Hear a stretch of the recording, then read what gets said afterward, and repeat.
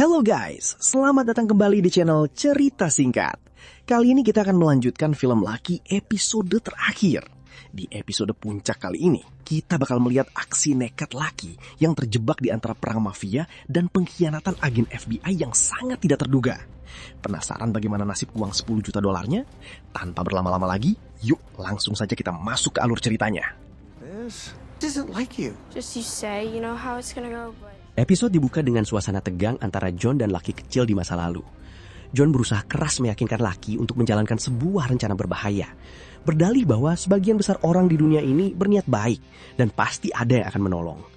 Namun, Lucky merasa sangat ragu dan cemas karena situasi kali ini terasa berbeda dari latihan yang pernah mereka jalankan sebelumnya. Get it out of your head. Do not... Melompat ke saat ini, Priscilla sedang bersiap-siap untuk pergi bertemu Lucky ke tempat yang sudah ditentukan.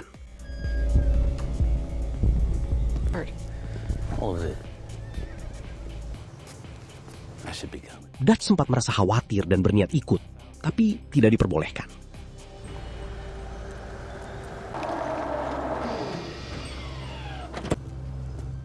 Gak lama kemudian, Whittaker datang dengan mobilnya untuk menjemput Priscilla.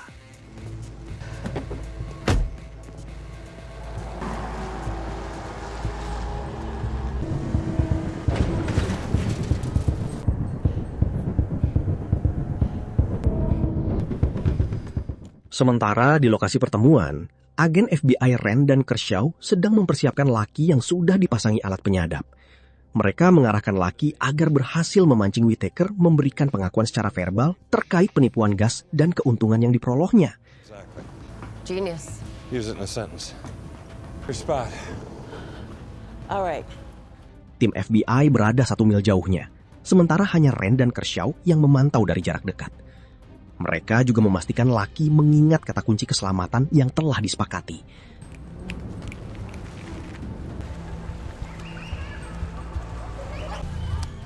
Saat detik-detik pertemuan makin dekat, dari tempat persembunyiannya, Kershaw mulai meragukan ketahanan mental Lucky. Namun Rand meyakinkan bahwa perempuan itu tidak akan menyerah. Quiet.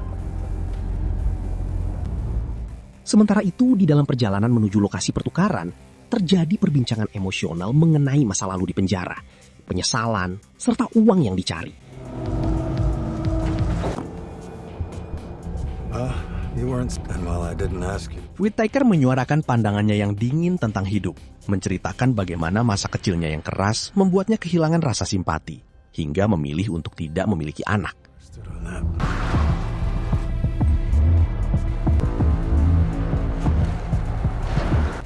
Tak lama kemudian, target dilaporkan sudah mendekati lokasi pertemuan, dan semua pihak bersiap memulai aksi mereka.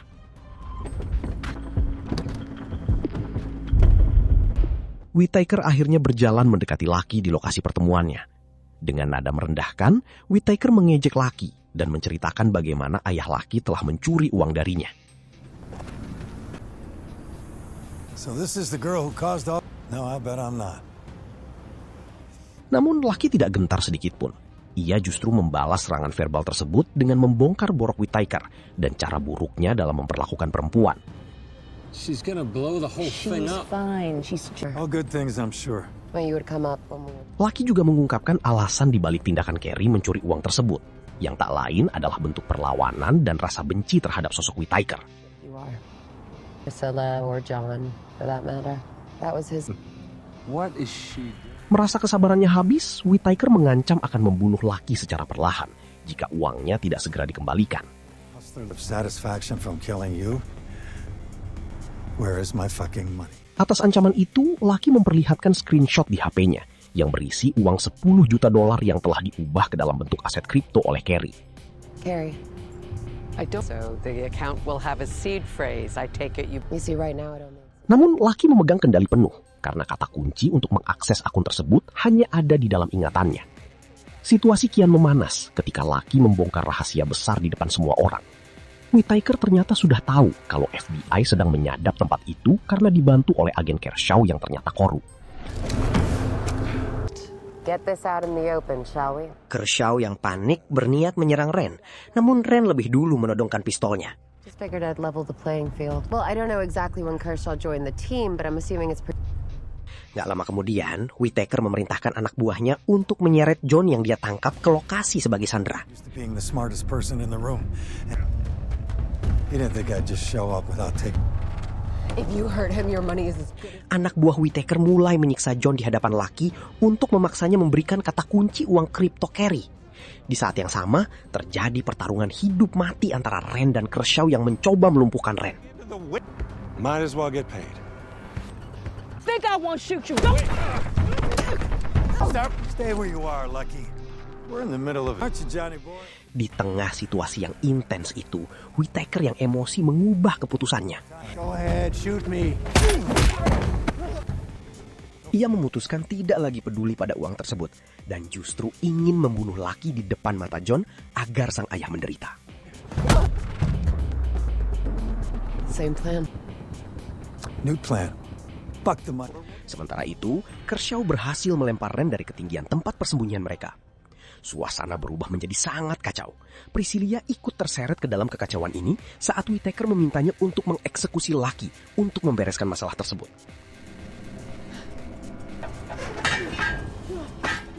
Ternyata, agen Ren masih selamat dengan berpegangan ke pipa saat dilempar oleh Kershaw dan berhasil memanjat naik kembali untuk melanjutkan pergumulan yang brutal.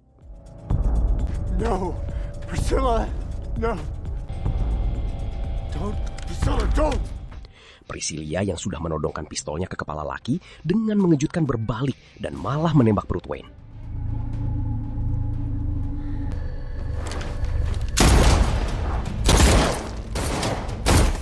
Di saat yang sama, agen Ren berhasil menembak mati Kershaw dan terjatuh dari ketinggian. Di saat kritis itu, Dutch muncul dari persembunyiannya dan menghabisi para pengawal Whittaker. Salah satu yang menyandera John terluka di lengannya dan langsung melarikan diri.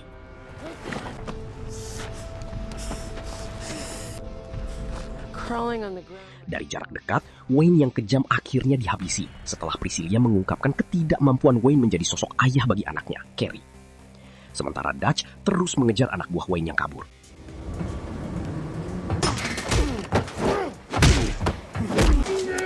Setelah melalui pertarungan yang melelahkan, Dutch akhirnya berhasil menghabisi semua anak buah Wayne dengan brutal. Setelah itu, Lucky berusaha membawa John untuk kabur. Namun Dutch berhasil mencegat mereka dan membawa mereka menghadap Priscilla kembali.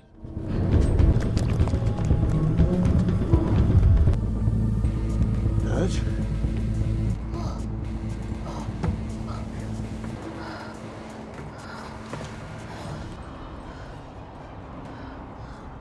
Setelah pertempuran mereda, Priscilla berhadapan langsung dengan John dan Lucky.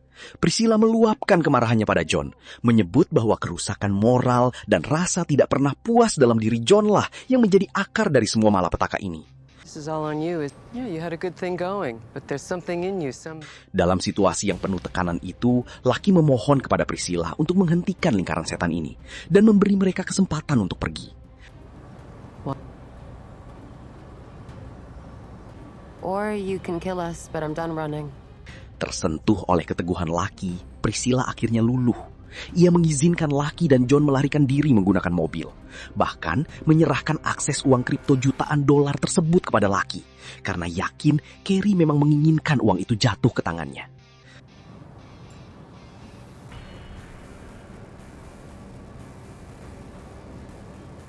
Setelah mengucapkan terima kasih ke Priscilla, Lucky dan John bergegas pergi meninggalkan tempat pembantaian itu.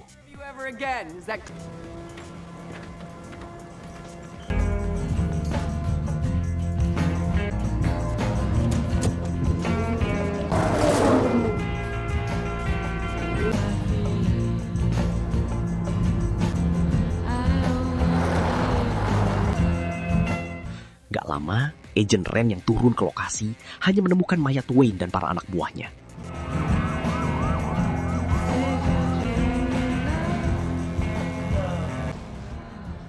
Does it hurt?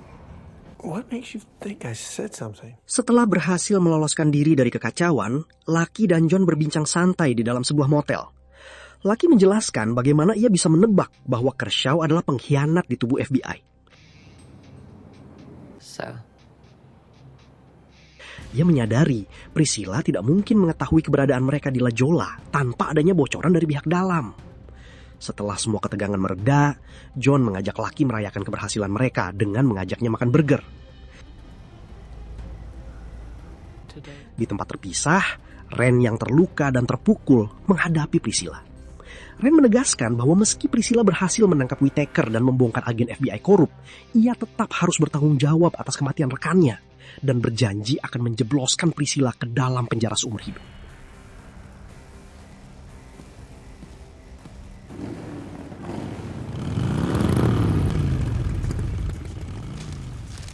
Sambil menikmati makanan, suasana antara John dan Lucky terasa hangat.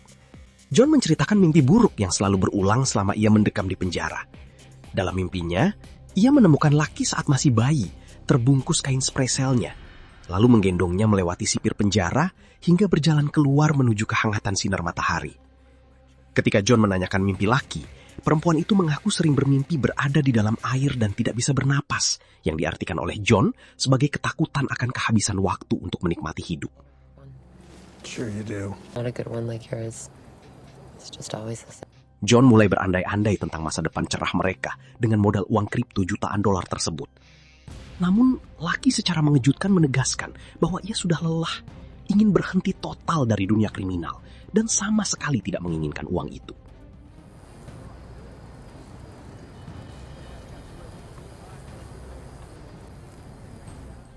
Saat John bertanya bagaimana Lucky bisa menemukan frasa kunci akun kripto milik Carrie, Lucky menunjukkan rekaman suara Carrie di boneka beruangnya, dan teringat pada ingatan masa kecilnya. Dulu, John sering membuatkan cerita karakter bernama Tommy Tangles untuk membantunya merapikan rambutnya yang kusut tanpa menangis. Carrie ternyata memanfaatkan nama-nama kiasan dari ingatan masa kecil Lucky tersebut sebagai kata kunci rahasia untuk menyembunyikan aset kriptonya. Trevor Tangles, Thomas. Besok paginya, Lucky terbangun sendirian di kamar motel. John ternyata sudah pergi membawa mobil dan boneka beruang Lucky.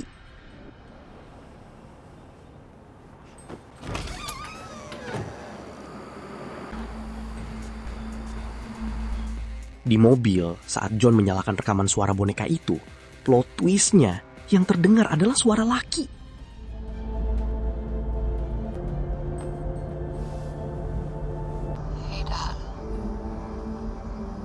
Malam sebelumnya, Lucky sudah menduga ayahnya akan kabur membawa uangnya. Dia membuat rekaman pesan terakhir yang emosional untuk ayahnya.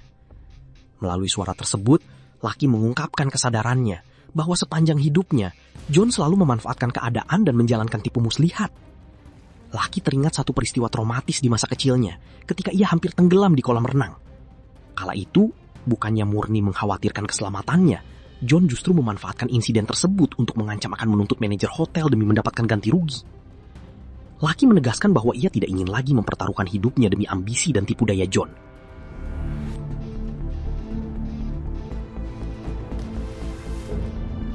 Sebagai penutup, Lucky memutuskan untuk tidak memberikan uang kripto tersebut kepada John. Ia memilih memberikannya kepada pihak FBI yang dikirim ke meja agen Ren beserta dengan passwordnya. Lucky menyampaikan rasa sayangnya yang tulus kepada sang ayah, namun menyatakan pesan perpisahan selamanya karena ia tidak akan pernah menemui John lagi. Film pun berakhir dengan memperlihatkan Lucky berjalan di pantai, menyongsong kehidupan barunya yang bebas.